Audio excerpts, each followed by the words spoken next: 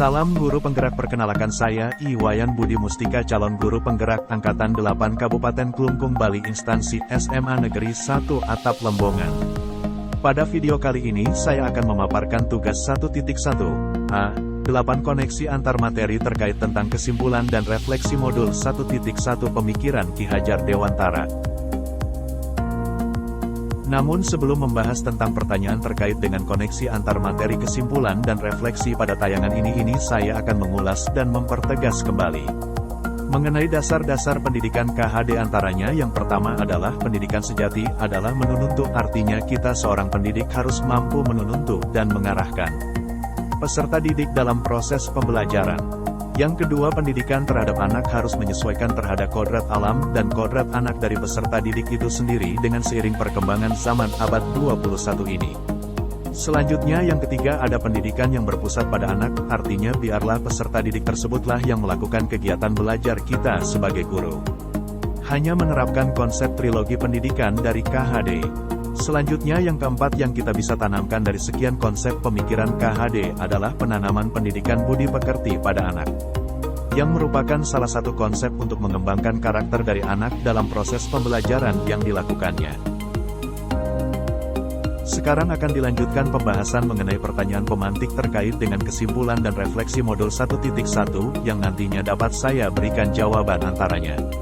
Yang pertama, apa yang Anda percaya tentang murid dan pembelajaran di kelas sebelum Anda mempelajari modul 1.1? 2. Apa yang berubah dari pemikiran atau perilaku Anda setelah mempelajari modul ini? Dan yang terakhir yang ketiga, apa yang dapat segera Anda terapkan lebih baik agar kelas Anda mencerminkan pemikiran KHD? Apa yang Anda percaya tentang murid dan pembelajaran di kelas sebelum Anda mempelajari modul 1.1? Adapun yang dapat saya sampaikan seperti berikut di bawah ini.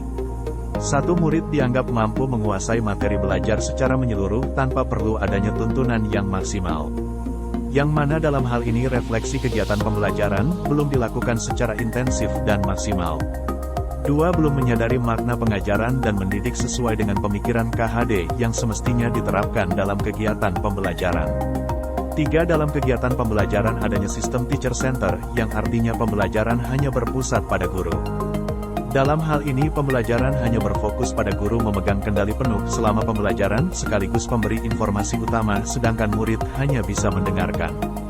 4. Pembelajaran terfokus pada ketercapaian kognitif, tanpa memerhatikan secara menyeluruh perkembangan karakteristik peserta didik. Dalam hal ini saya hanya berfokus pada nilai KKM peserta didik saja. Kalau sudah memenuhi saya anggap pembelajaran sudah tercapai. 5. Motivasi dan tingkat keaktifan siswa dalam proses pembelajaran masih rendah. Hal ini dimungkinkan penerapan pembelajaran yang saya lakukan kurang menarik. Dan yang terakhir yang keenam adalah peserta didik yang diam dan tenang, serta bisa memperhatikan penjelasan yang baik dalam proses pembelajaran menjadi titik fokus guru. Di sini saya beranggapan bahwa kalau siswa sudah diam duduk dengan baik dan mendengarkan dengan baik, berarti nantinya siswa bisa lebih memahami materi yang disampaikan. Selanjutnya pertanyaan kedua mengenai koneksi antar materi, yaitu apa yang berubah dari pemikiran atau perilaku Anda setelah mempelajari modul ini. Adapun yang bisa saya beri tanggapan terkait dengan pertanyaan tersebut antara lain yang pertama mengenai perubahan pemikiran dalam mengajar dan mendidik seperti 1. Menyadari bahwa peserta didik memiliki potensi yang berbeda, maka kita sebagai pendidikan tidak boleh menyamaratakan kemampuan peserta didik. 2. Kegiatan pembelajaran dengan cara menuntun serta memperhatikan perkembangan karakteristik peserta didik demi kemajuan perkembangan pembelajaran anak.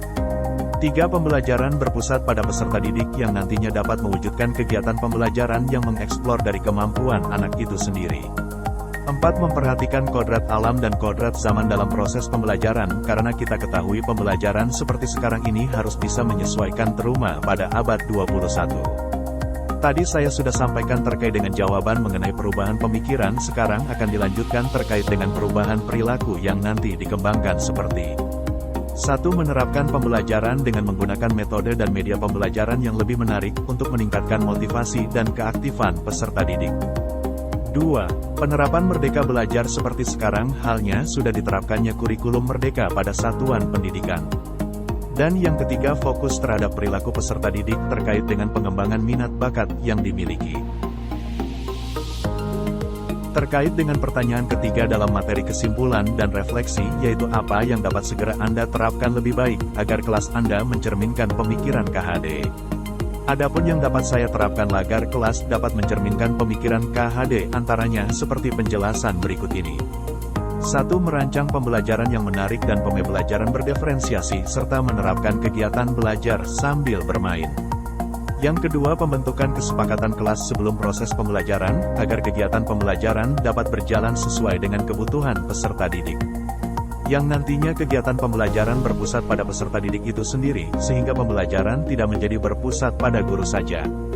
Berikut yang ketiga, menerapkan pembelajaran yang berbasis kearifan lokal dan budaya setempat sesuai dengan pemikiran KHD. Selanjutnya, yang keempat yang dapat dilakukan adalah menerapkan konsep merdeka belajar dan mengintegrasi pembelajaran dengan pencapaian profil Pancasila.